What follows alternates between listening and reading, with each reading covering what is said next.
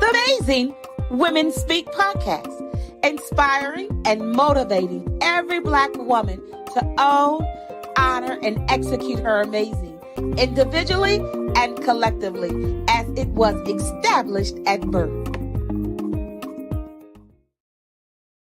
Good evening, and happy Sunday. I'm Crystal L. Gunn, and welcome to another episode of Amazing Women Speak. And so while you're getting settled in for the show, please hit the share button and share Amazing Women Speak so your friends and followers can get in on this conversation as well.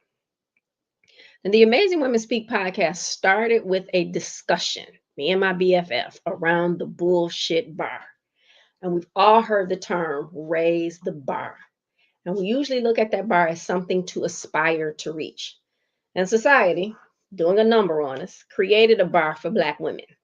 You must have straight hair, a certain type of body. You got to carry this bag. You got to wear these clothes. You can't be too dark. And you have to be 3 times as smart as your non-Black counterparts. And I coined this term as the bullshit bar. Unattainable, unrealistic, ever-moving, spirit-killing, depression-causing, self-hate, evoking bullshit bar.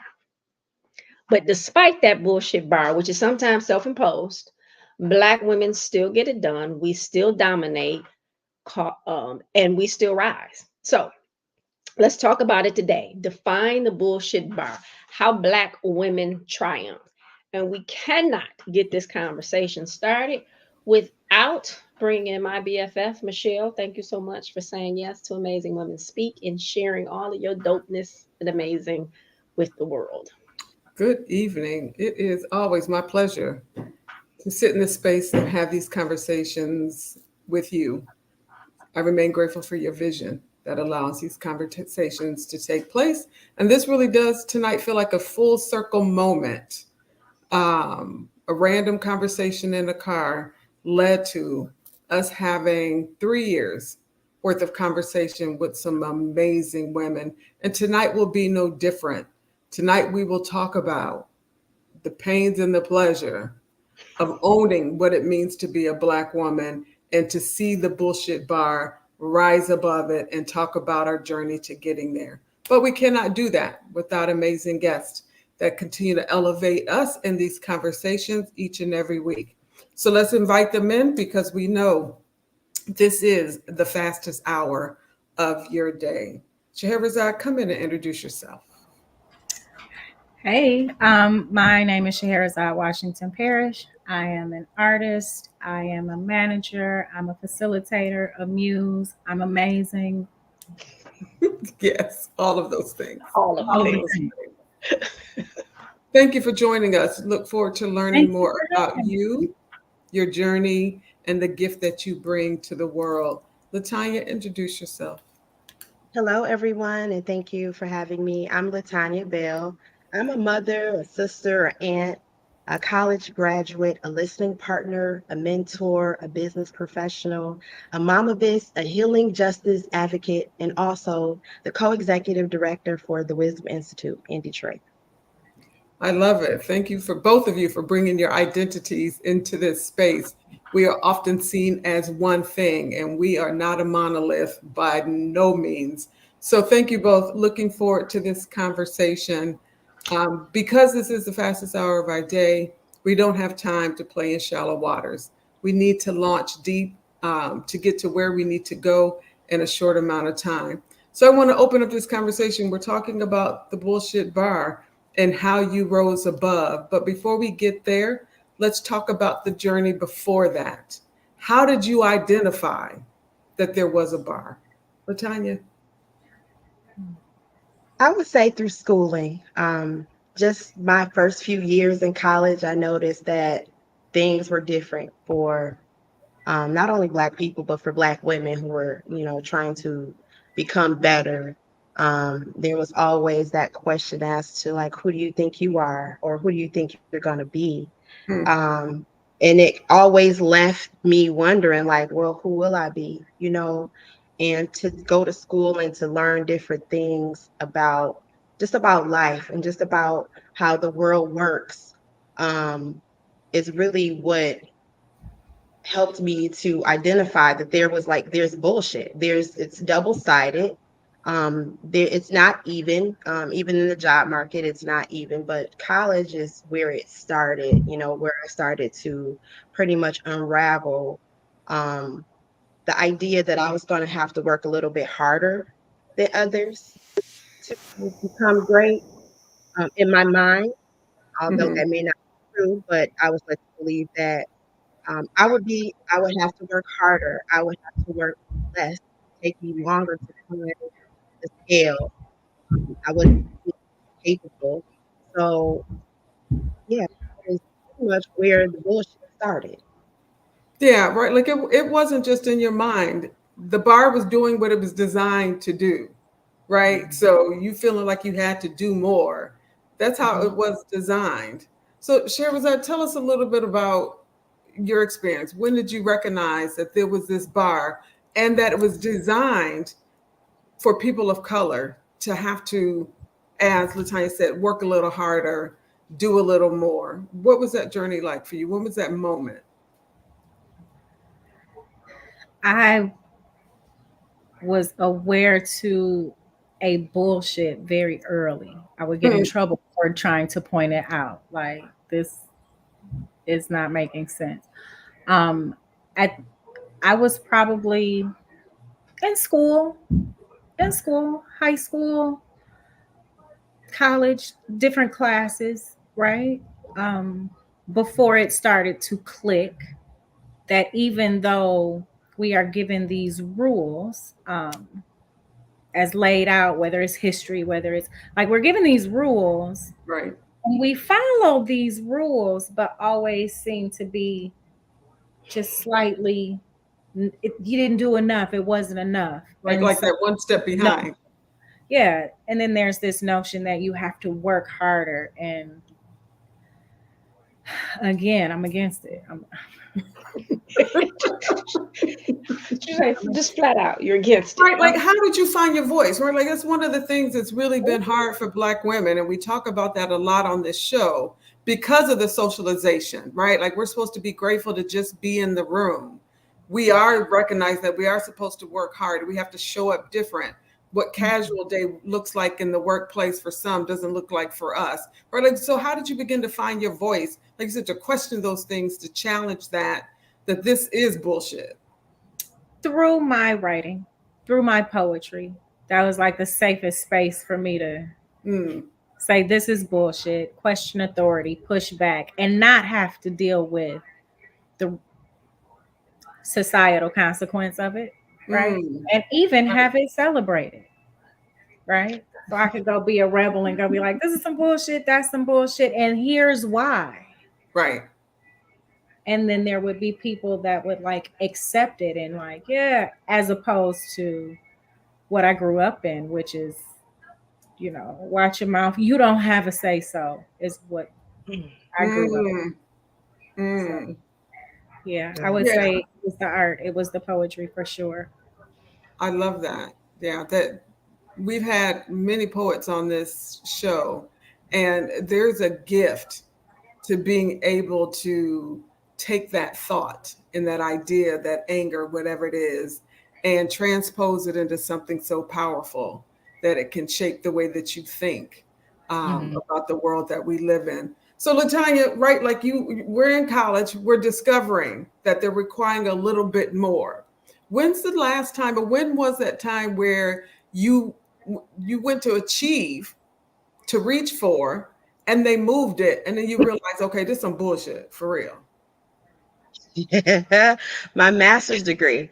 I would have to truly say my master's degree tested my patience with people, with the world, with myself. I didn't know if I was coming or going, but my first attempt, my capstone, I failed.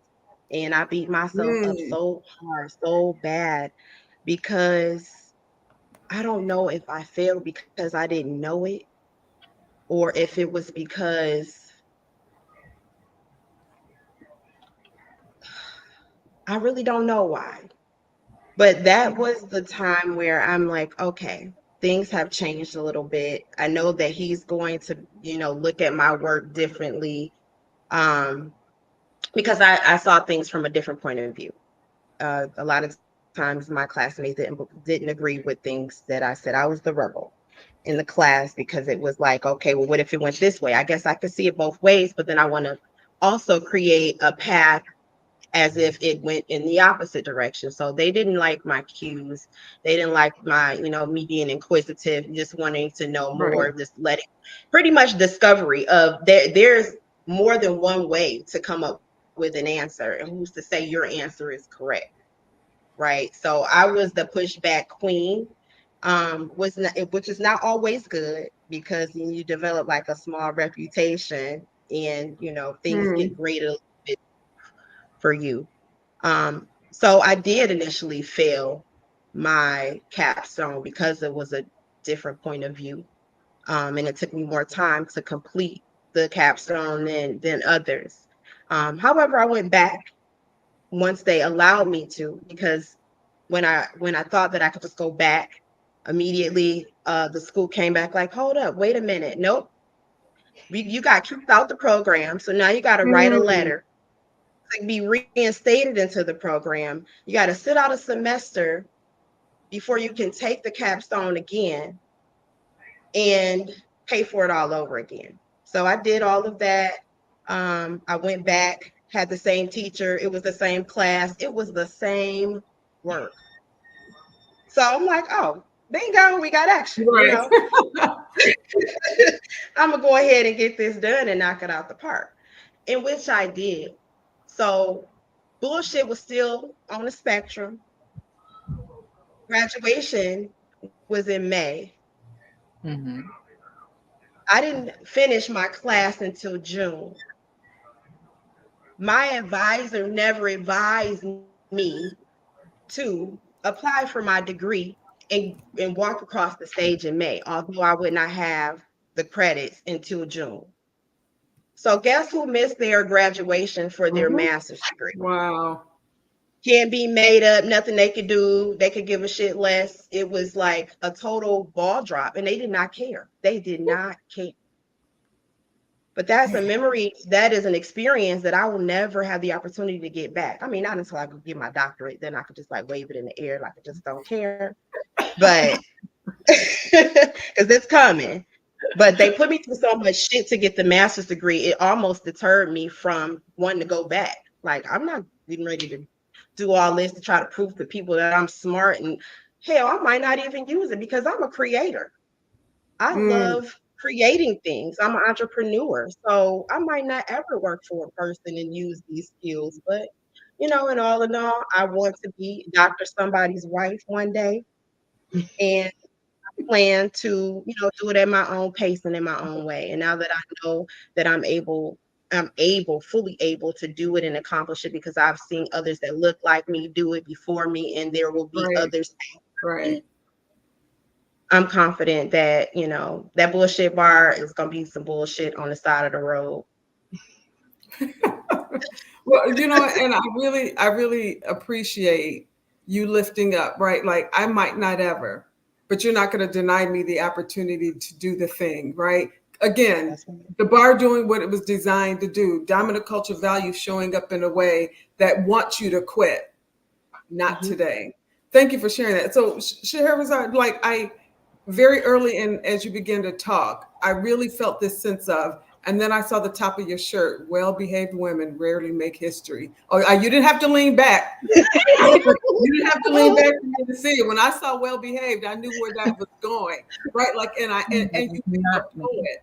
There's this independence that I hear coming from you, right? Like the independent Black woman pushing very early against dominant culture values and forcing your way into spaces that says I'm entitled to be here. I have a right to be here. My voice will be heard. I won't be denied, right? And being an independent Black woman, before it becomes empowering, oftentimes can feel like a burden. Talk to us a little bit about the burden as you begin to find your space and own your space in this world where your voice was going to be heard. Hmm. Um, this independence, the independent Black woman, is absolutely empowering. I'm gonna say it is both at simultaneously. Mm, Um, and it honestly depends on where you're trying to be, really. Like what side of this equation you want to be on. So for the woman who wants to be, kept, and who wants the favor of societal gaze and wants the favor in particular of like a male gaze, then this could be very problematic, right? It's a burden right, because the right. manosphere says we don't want that. You need to hush up and listen like your grandmother, right? Mm, Although they are like these situations the circumstances aren't present for us to be whoever these like fantasy women are, the circumstances aren't present. And so if you are the type of woman who is independent, I'm going to say out of necessity, hmm. then it may feel very burdensome. Right. If you are independent out of like passion and ferocity, if that is who you are, then it, yes, it's empowering. And I've been on both sides of Right. that. When I stopped when I stopped caring about It's okay. the rules, and I think when I learned how to break the rules within the rules is Right. when I really stopped caring. Like, Right. oh, you want me to do it this way? I got Okay. It's not right. going to I be got that way at all. But okay. So I think part of, and I still volley back and forth. Sometimes it feels for burdensome. sure. Sometimes it is For sure. empowering. I don't think it ever is like a static space. But as I grow, my desires grow. Like Mm, I might be interested in something different tomorrow, correct. and And the freedom to do so. I will damn self grow my way into it. And I think that's probably the most independent that I can be is to give over to myself whatever it is that I want. If I want to be kept, I'm gonna try, and if I want to be independent, I'm gonna do. But it's always what I want to do. How Right. about Like the ability to choose, you make the choice. But you really, right, like you went to an interesting place where you that? talked about independence by choice, right? Independence Yeah. out of, right? Like, and you talked about the framework is not the same, right? Like we can't do what grandma did, right? Like it's not set up to allow us to think the way. And oftentimes, our grandmothers or great grandmothers staying at home was a necessity for the family in a very different way than it would be in 2024. And Yeah. so I would really love for both of you to unpack a little bit about that, right? Like, how do you see the framework changing, especially in this world of social media? That is really, right? Like, there's this push and this pull around whether it's a burden or whether it is empowering, and how you choose one of those. And hearing you say you get the opportunity to choose both on any given day. What's the conversation we're having to young women who are listening that are trying to achieve independence in ways that, like you said, the framework isn't set up for it? Hmm. I I'm sorry, Latonya. We talked a lot last time. Go ahead. So that's okay. As far as what I would say to the young ladies, or I would say to they need to give themselves grace. They Mm-hmm. also need to learn how to identify um, trauma and stigma and things that are not of them. These things that were taught um, to either their mother or their mother's mother, and they just pass these things along, right? So you kind of just go with this thing because this is something that you were taught by your mom. You may not even understand, and they don't have the guts to challenge like their parents to ask, well, why? How does this relate to? And this is doesn't happen this way anymore. So how do we pivot? How do we adjust? How can we just be ourselves in this space? We don't want to be like grandma was or great grandma, was. The Right. times are very, very different. So taking the time to learn where you've come from and to identify where you want to go, map it all out. And I believe that that is, a recipe for headed towards success. Um, and having jurisdiction over your life. You deciding whether you want to or whether you don't want to. Like, Right. do I want to be single? Do I not want to be single? Do I want to be an entrepreneur? Do I want to be a corporate woman? What are the benefits? Weigh the pros and cons. Maybe check yourself, check your identity, check the person you are. If you know that you need somebody to ride your coattail to get you to work, you may not want to be an entrepreneur because you have to have the mindset of go reconsider, rewind. You want to do something different, which ain't nothing wrong with that.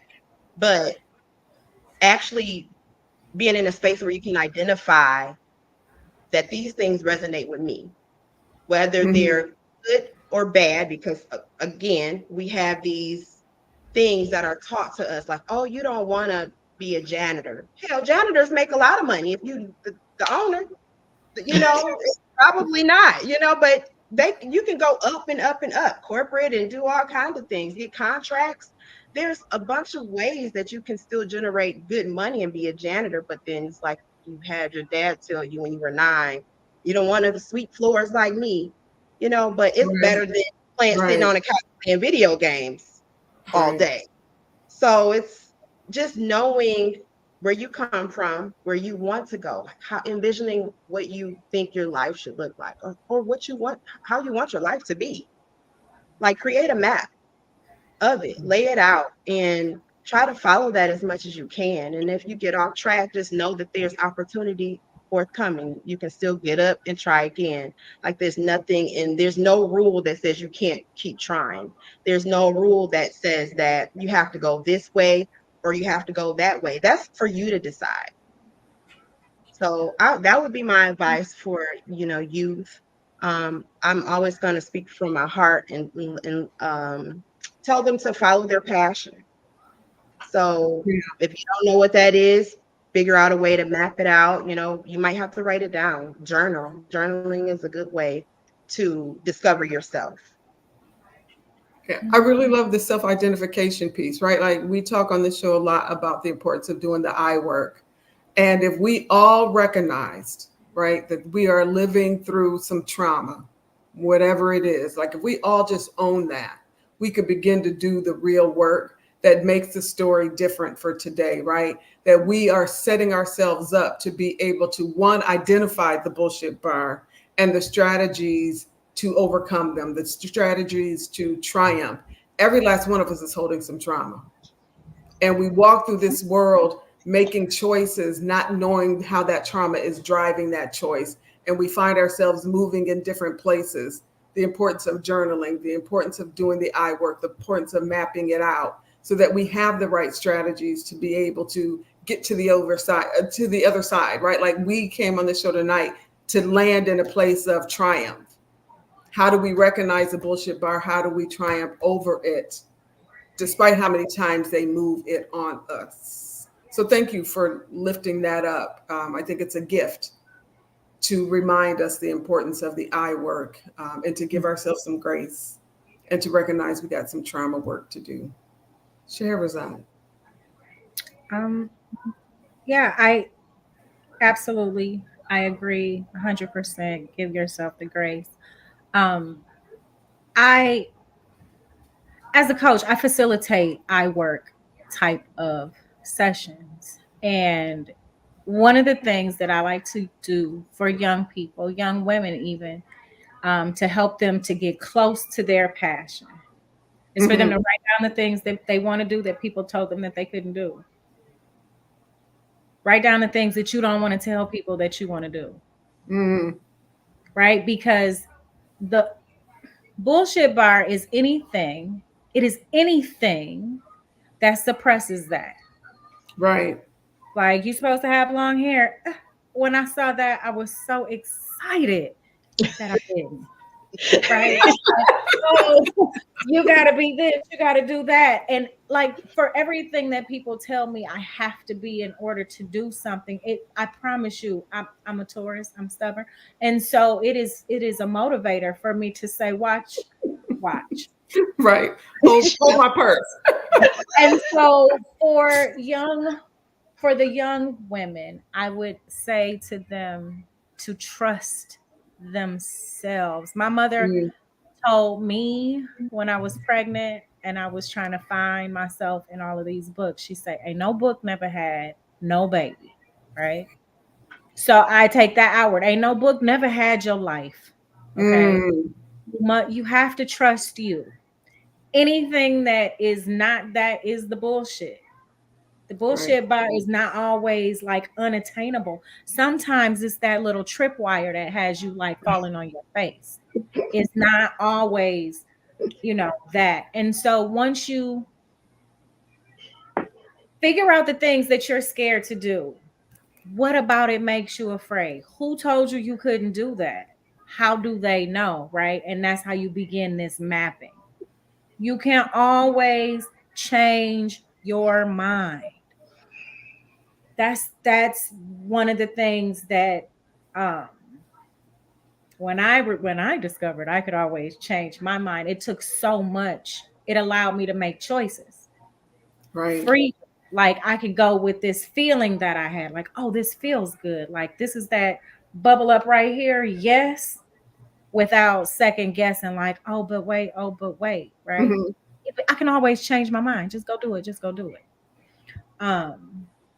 And Like, there's so much that's freedom in that statement.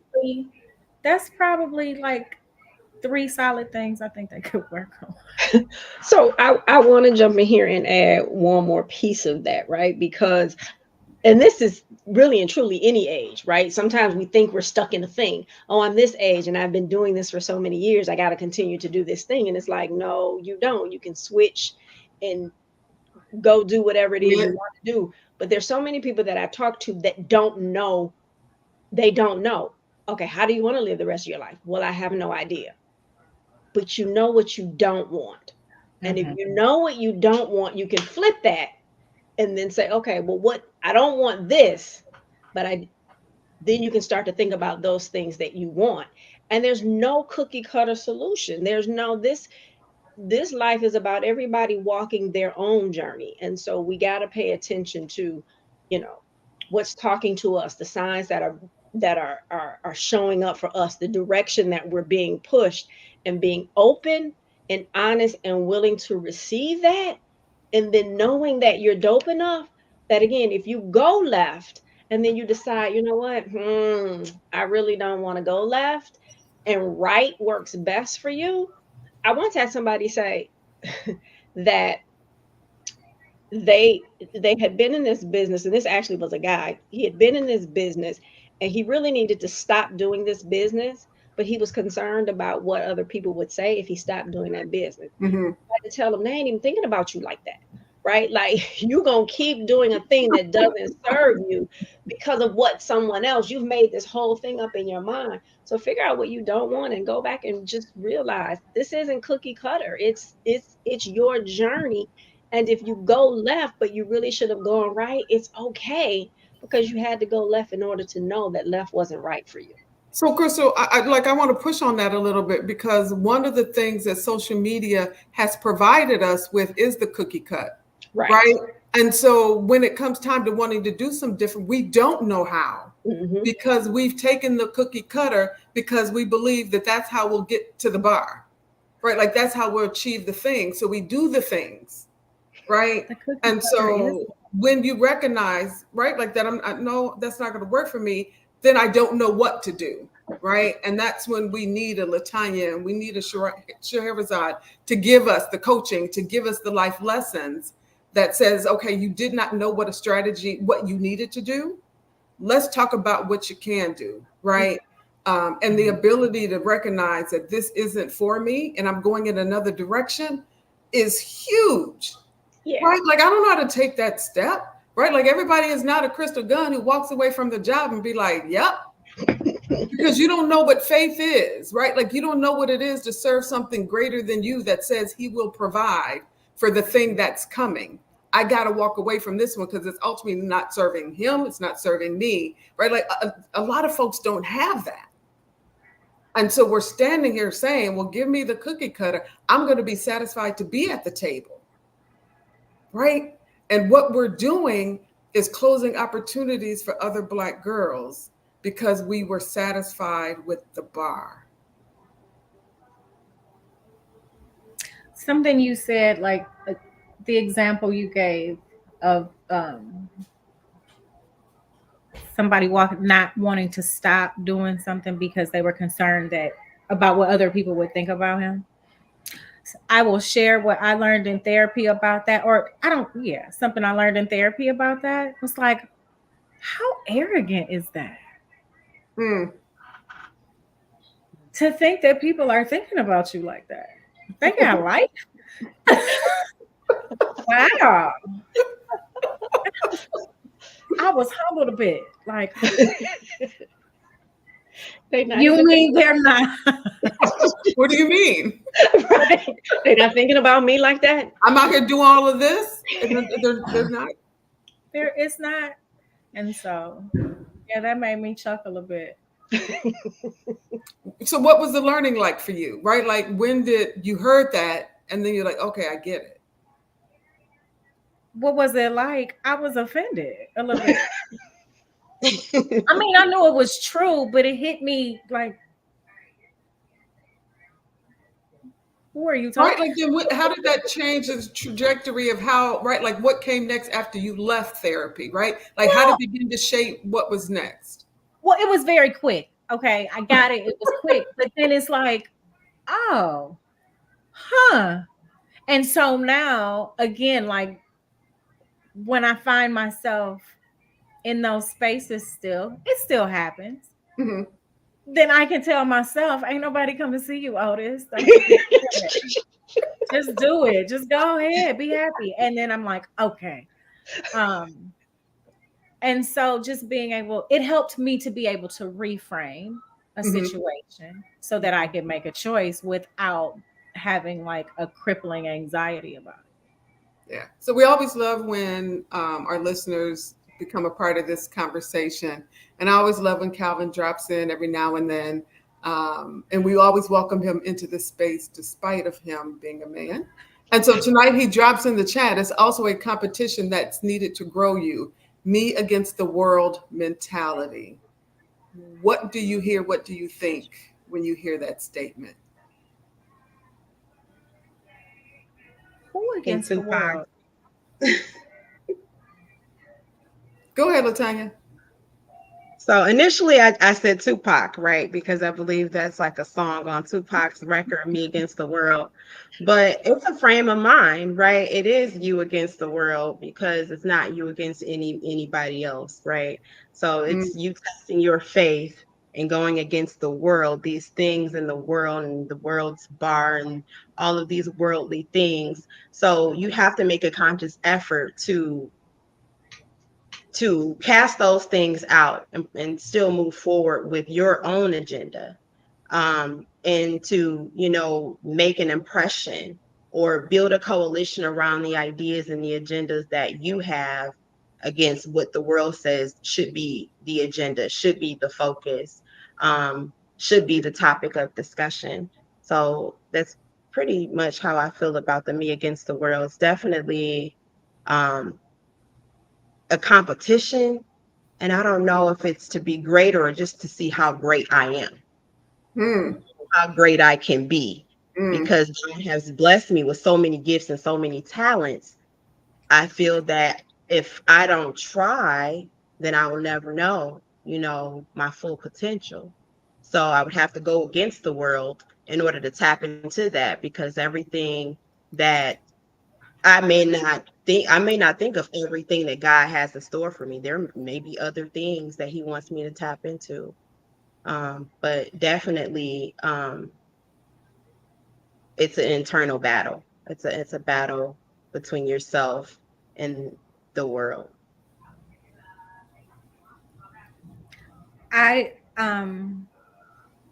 was puzzled. I'm like, who against the world? Because it's a battle. It's me against me. Mm-hmm. Oftentimes, it's yes, the world is there. Sure, we get it, right? But the biggest battle I have is with how I am navigating what's out there. So, what am I choosing to believe? What is the bar? Like, that's the I work of like recognizing the bar, dismantling the bar, or stepping over it, or walking, like whatever you choose to do with the bar. But the world is full of bars, right? And so I think the competition is like the way I experience it is me with me. I know, like poetry is a white male dominated industry. I don't necessarily think that the things that are out there, these obstacles, I think I could grow in different ways. I think there are other types of competitions that would facilitate growth. Um, I'm not expecting growth to be easy. I Right. get it. I know how it works. But sometimes um, the things, these competition, me against the world, they're violent. They induce more trauma. And so I think that we grow in different ways. I think so. Um, but I'm gonna think about that some more. Mm. That's And rattling around in my head right now. we have to be careful when we talk about competition and then against the world, right? Because that takes us out of Right. our own self, right? And Mm. again, I'm only competing against who I was yesterday because we're here for elevation, but our own personal elevation. Now, is healthy competition good? Absolutely. Right? Healthy competition is good. I push you, you push me. That is really fantastic. But we talk about this word all the time, conditioned. And you see it in the simplest forms to the grandest forms. You will see, and I hate these. I literally seldom use the word hate, but I really hate these things. And you'll see it on social media, and they'll list, I don't know, four different type of meals or four singers or four actors, and they always tell you you can only choose one. Well, why? Like, I like them all. Like, why can't I have all of those things? But we've been conditioned to, it's, black or white, right or wrong. It's my way or, the highway. And I think it winds up putting us in this really, really small box where we can't grow, we can't evolve, where we stay stuck in this same piece, but then we're always again competing against somebody else where you don't even really know their journey. You can't even compete with somebody when you don't know their journey. You know what I mean? So as opposed to competition, it's like, how am I cheering you on with that Right. piece? Right. Right. It's like having a race with somebody in Tulum right now. Like on your mark, get set, go. How?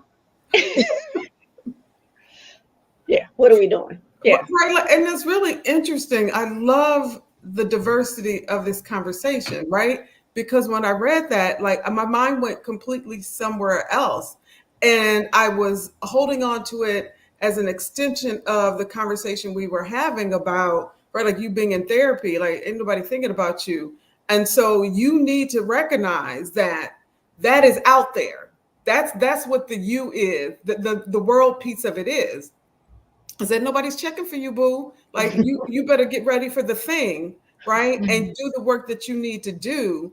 And you need that competition in order to grow and Mm. recognize that, right? Like you've got to, education is elevation. And so you've got to continue to do the things in order to be able to grow.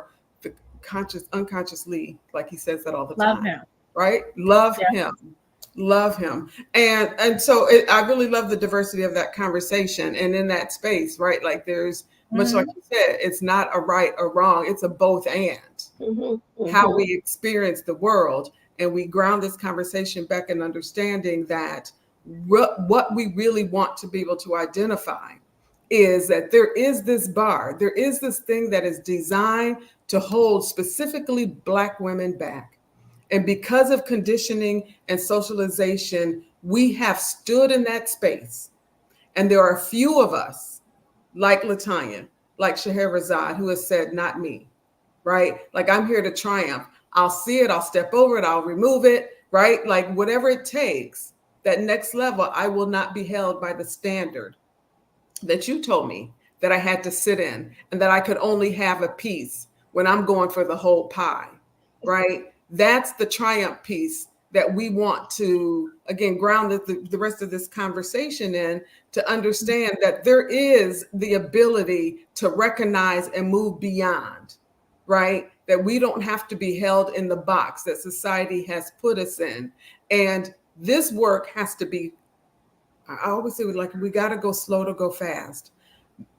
But after the last presidential debate, I am clear that we have to go fast, because when we've got a potential president talking about jobs specified for Blacks that are beneath the bar, right? Like, immigrants are taking jobs, the Blacks' jobs. Like, what is that? Right? Like, if we don't become aware and have that other part of the conversation, we will never even recognize that there's a bar. So there's this different sense of urgency, especially for Black women and for those of us who hold knowledge, to begin to share that in a way. Like, I see all of the body language. Come on in here, Scheherazade. Like, come on into the I'm just agreeing. I am rocking and swaying in agreement. Like, Did she even clutch her pearls a bit? Did she? I did. You know, I have been at 22 pages. One of the most powerful reads in the world is the Willie Lynch letter, right?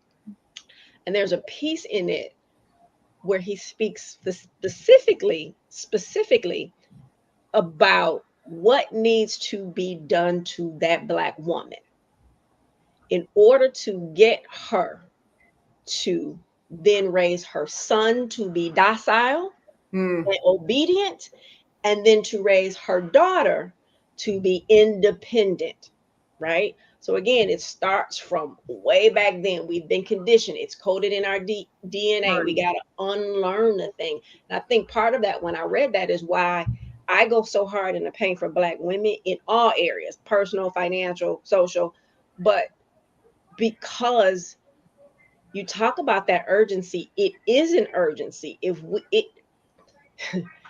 we are in survival mode, right? Correct. So if we don't recognize, and you mentioned the presidential debate, and one of the things my mother says is we also have to consider what happens after the election. Like, that's a really, really important part.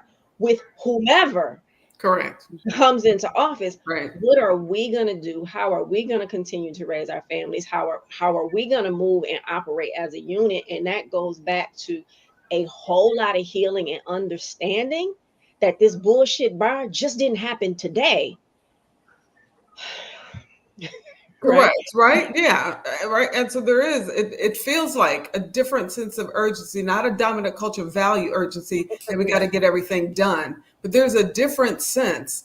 And those of us who are in this work recognize that there is a work that we as Black women are responsible for. Absolutely. Right? To be able to elevate, to ensure the protection and the longevity of our children and our grandchildren. There's a work that we have to do, because right now there remains a target on the backs and on the hearts of Black men in this country. And so it is time for us to do something different, to have a different conversation, or in the spaces where it is, to invite more people in, to again recognize the bullshit. And it is really just what that is. And as long as you continue to be comfortable with what's on the side of the road, like Latanya talked about, right? As long as you get comfortable with that, they have us right where they want us. And they don't even have to do anything anymore. We do it to ourselves. And we have women on the show every week that says no more. Mm-hmm. They've been very effective. Okay. Right? Because I'm tired. And I have to acknowledge that. Yeah. Mm-hmm. Fucking tired. And it's heavy. of saving the world over and over and over again. It's tiring. And I know I haven't single handedly done it, but like there is a collective energy that, like, you know what? We just gonna all sit back and let it burn. That is a very real like energy that's happening. Also, it's all right, ladies, let's see you in the trenches. We'll see you on the other side because we know we got to dive headlong and do some really hard work, right? Right. Um, but wouldn't it be something like my grandest fantasy is that like there's a huge black girl party and we all make the plan. Mm. Hmm. Million Black Girl March. I mean, just, and I mean it. I mean it. I don't care. You can't come. I think that's achievable. I mean, they do the Black Girl Picnic every year, and it's getting larger and larger every year. They do that in Belle Isle. I know Why for the don't Wisdom you Institute, get to go? yeah, we do a lot of advocacy for women. So that's what our work is surrounded by, uplifting the determination of Black girls and women in our community. So we do a lot of advocacy work. We do invite community in to get a clear understanding in regards to voter education, reproductive justice rights, water affordability, things that affect us, boots on the ground, like Right. now. These things we teach about, these things we care about over and over again. We draw more people in, because people don't know what they don't know. So we So want to Taylor, make talk sure about the that we. Talk about the we. so the We is Wisdom Institute, which is a nonprofit organization that I co-direct. And we do a lot of advocacy work. Our work is focused on Black women and girls in our community and uplifting their determination and helping them to heal through trauma, and find, outlets to release, trauma, pain, stigma. We open up listening circles where we gather monthly, and we get together a group of women and we're able to share out things, story share, and release those different things that are holding us back from our greatness, becoming our best selves. So a lot of the work that we do is educating our Black women and girls in our community about the right to counsel, having the right to an attorney when you're facing eviction. So there's all these laws that's happening and changing, and these bills that are being brought. And the education part behind that is what we do. We educate them in regards to, how to make choices for them. We're bipartisan, so we don't take any sides, but we do lay the information out there. We Mhm. do voter registration, poll monitoring, phone banking, a lot of work to get our Black women engaged, to get them activated and out here, fighting for themselves. So we have coalitions and just different activities that we sponsor almost on a monthly basis. We host these activities with other organizations that we partner with, like Mother and Justice, Planned Parenthood. So we work with dynamic people that are also trying to help us educate the Black woman, help us get the Black woman activated and motivated to advocate for the things that we're lacking, for the things that we desire, for the things that we want. So I'm with the Million Woman March. Sign us up. We'll be there. We definitely will call other folks. But yes, It So needs to Latonya, be a unity. strategy session. I swear, a strategy session. so So for let's 365 days, right? Latonya, you have done a good work. What does that look like when we have this conversation 365 days from now? What's the joy you want to celebrate? What's that thing that says we've done a good work? I'm gonna say more activation, more women empowerment, more women joining us for the missions, the advocacy work, the things that are most important to us. So I would say, more listening, um, or better listeners, but definitely 365 days to gauge growth and to say that, yeah, we've done this thing and we were successful at doing this thing. This thing is um, getting the women educated and having them to really want to be a part of making a change, making a difference in the community and for their families and for future to come. Yeah, we are our greatest resource and we don't even know it, right? How can people find you? Well, we're at Wisdom Institute Detroit on social media, Facebook and Instagram. I'm at Latanya Mocha on Facebook and Instagram. And we have a website, wisdominstitutedetroit.org. So you can reach us there. All right. So instead of scrolling over the you pick one that Crystal hates, scroll on over to the Wisdom Institute and have different elevation to what we're putting into our minds. You are a gift, Latanya. The work that you're doing is a gift to Black women. Again, we are our greatest resource and we don't even know it. Scheherazade, tell us about the gift that you bring to this world and in the form that you do that. The many forms.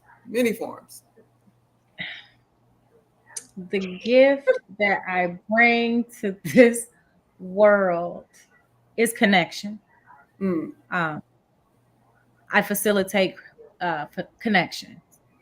That is through poetry, that is through art, that is through facilitation of workshop, that is through my 9 to 5.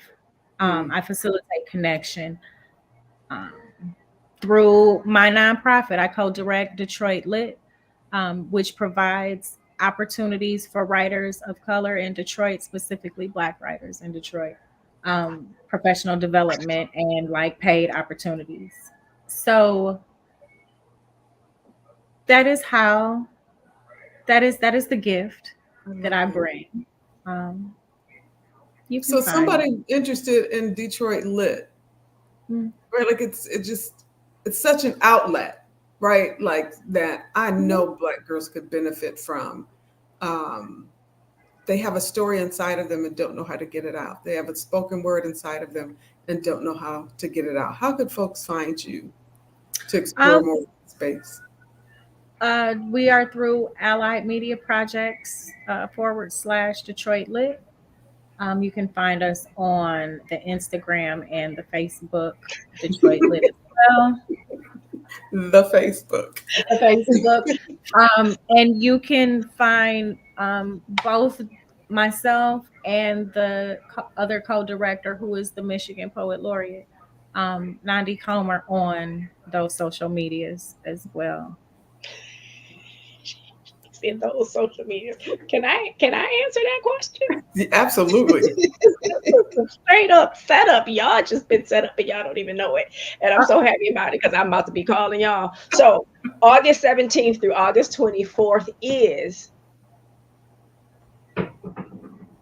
the week the Amazing Black Woman Week, right? Brought to you by the Amazing Woman Network. So we have some activities already set up. Michele, you don't know, you getting the phone calls, like they're coming. But I definitely want to tap in to bring in some of what you all are doing.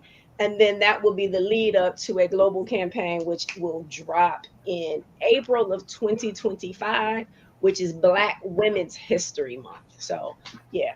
Phone calls, y'all, because I'm calling y'all.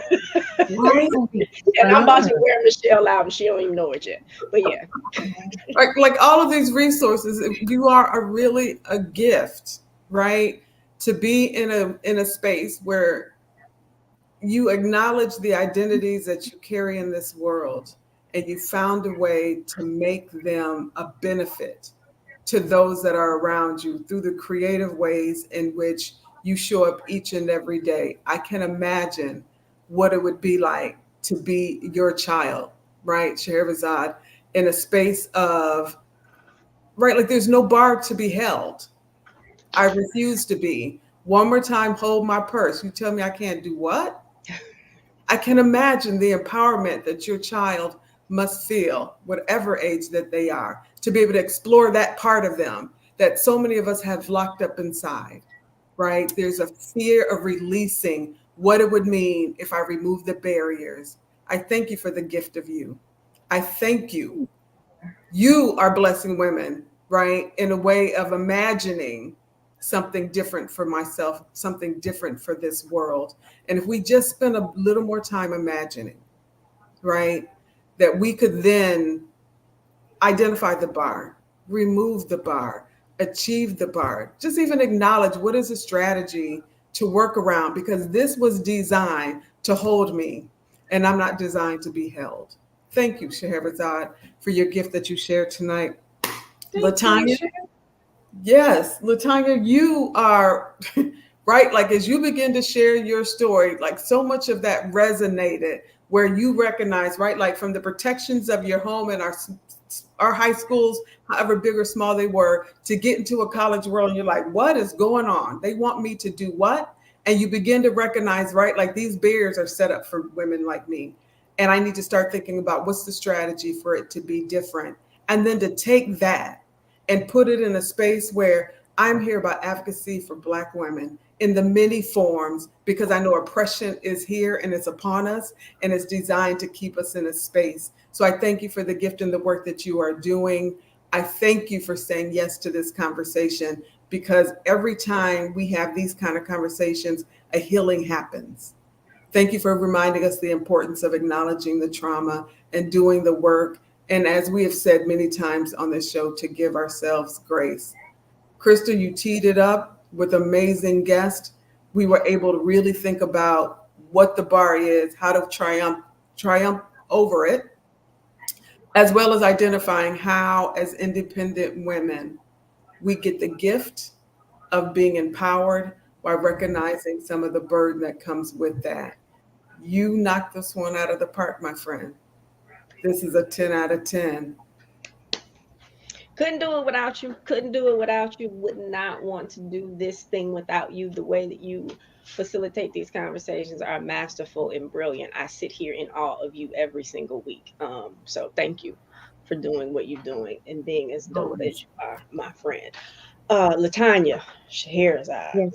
Y'all dope and amazing. I love it that y'all said yes to be on this show. And this is the last show of the season, y'all. Can you imagine that? What a season finale. What a season. And we really could have gone, because I looked at the time and I was like, are you kidding me Fastest right now? hour. We really could have gone a little longer. But I couldn't imagine it being any better than it has been with you two as our guests. Thank you so much for your truth, your transparency, sharing all of the nuggets that you did tonight. I would be remiss. Calvin Mann jumps in on these calls, and although it is amazing women speak, I love the what he brings to it. And for those of you all that don't know Calvin, get to know Calvin and encourage me. I'm young, and the work that he does with mentoring boys, I'm telling you, he got that thing sold up, and he does a lot with fathers as well. And get your boys, if you need your young men in a mentoring program, get them with him.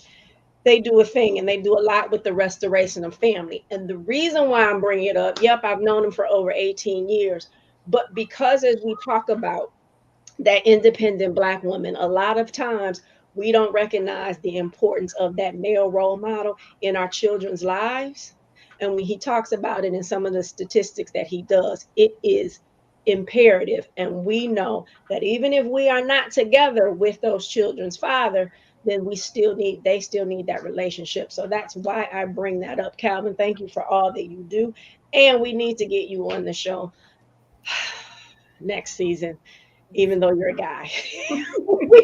We need y'all. You know what I mean? So every once in a while, we throw a little eye candy in here for y'all with some really smart men. So we can definitely on the show. Right? Thank you.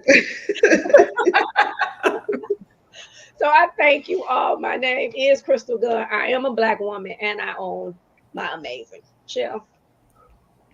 It's been a season, some amazing conversations. And I can't wait to go back to some of the playbacks because the nuggets that have been shared this season have been amazing. And when you end your season with the kind of cliffhanger kind of conversations where you bring your best of the best, and not that the women we have had on the show have not been great, but this is a bow on this season. It really is. And I'm so very grateful to both of you again for being here. Crystal, as always, for being obedient to the gift that God put on your life, for creating a platform where we get to uplift and encourage and love on one another when the world would say otherwise. You continue to change the narrative of what it means to be a Black woman supporting one another. So thank you for being obedient to that gift. And I will always be here because there ain't no other cat. My name is Michele Harper. I am a Black woman, and without apology, I own my amazing LaTanya.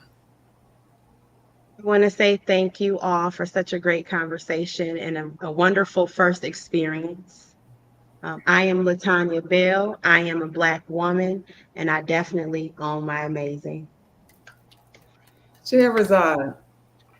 Thank you so much for having me in this conversation. Thank you so much, Michele. You speak all names of life into people, and I accept and appreciate that.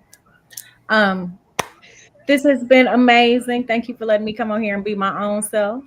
Uh, I am Scheherazade. I'm a Black woman, and I own my amazing. Yay. So before we close out, I do want to mention something we will be doing on the show in season 4, but just giving additional spotlight to Black women who may not necessarily be on the show, but are doing some dope and amazing things, and we just want to be able to share their stories in order to continue to uplift and inspire these Black women around the world. It will kick off in 2025. The new season starts in September, but you can check out all of the replays all summer long. We have plenty of them. Find them that speak to your soul. If you know, watch out for I will be putting stuff on social media. So if you know any women that you want to nominate, or you can nominate yourself to be one of those women that we get to share your stories on here. And these are again outside of guests, but some of them may choose to be guests as well. So we will kick that off, and you will see that happening over the summer. And find Amazing Women Speak on Facebook, Instagram, YouTube, Twitter, LinkedIn, and Spotify. So whatever your favorite platform is, find us, like us on YouTube, please, and on Facebook, and on Instagram. Do all the likes, okay? Watch the episodes, find the titles that speak to your soul. I promise you there will be many. Find them, watch them again and again and again, and then share them with other incredible women that you know. Thank you all for joining us this evening. Thank you to those who tune in every week. We love you. We appreciate your support. And I know, Mama, it was a whole lot of bullshit on the show today. So forgive us for the words. It was for impact. And I think we did that. Thank you, everybody. And she watching too. Trust and believe. But My apologies. Sorry. She is the original amazing woman I am because of her. So thank you, Mama, for that. Good night, everybody. Enjoy the rest of your day. Thank you. Good night.